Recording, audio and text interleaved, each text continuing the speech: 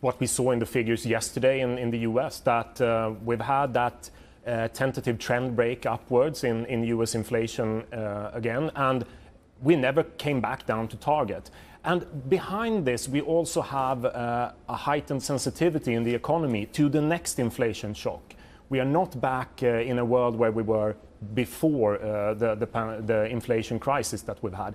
And since economists mostly agree that some of the policies of the next president are inflationary, this is a challenge going forward. This is a turn of events, because I can say a couple of weeks ago we were talking at the IMF in Washington that there are no victory parties yet for inflation, but there was some sort of level of comfort that inflation was coming down to target. It would just be a matter of a little bit more time. So this is a turn of events, and we were talking about the prospect of tariffs if it was a Trump win. So here we are, tariffs are supposedly coming. It may be a negotiating tactic as well. What is the wash-up for various different parts of the economy? Because the heat's still been in services, it's been in housing. How does that change if Trump does push ahead with tariffs? Well, so a lot of the time commentators focus on a certain bit of inflation when they comment the data. But I want to take the macro view here. We've had inflation expectations coming back up to levels that don't appear as dangerous for the economy. So people might believe that, putting a bit of tariffs in there, even though they have some inflationary effect, that's not going to be the end of the world. But looking behind everything here, we see that firms and households in the US are still uncertain about what's going to happen to inflation ahead, and they're still feeling inflation. And this is another world than the world that the Fed has been operating in since they started inflation targeting. We're basically back to the 80s in that sense.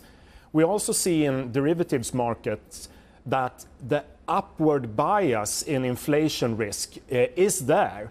And this can quickly translate into higher inflation expectations. And that's the fear on a macro level, right? If you have the next inflation impulse from tariffs, then that starts to spiral through inflation expectations. And remember, we're in a strong US economy still, and a strong economy is a place where inflation can thrive when you have that inflation impulse. And I think this is underplayed in the debate. Yeah, and Johan, you've made the point in your notes as well. Inflation is poised to return with a vengeance and haunt the next presidential term.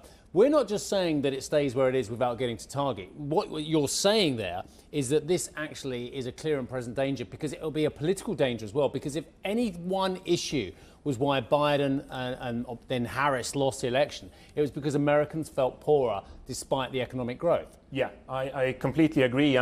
But this could, of course, be fortunate for us.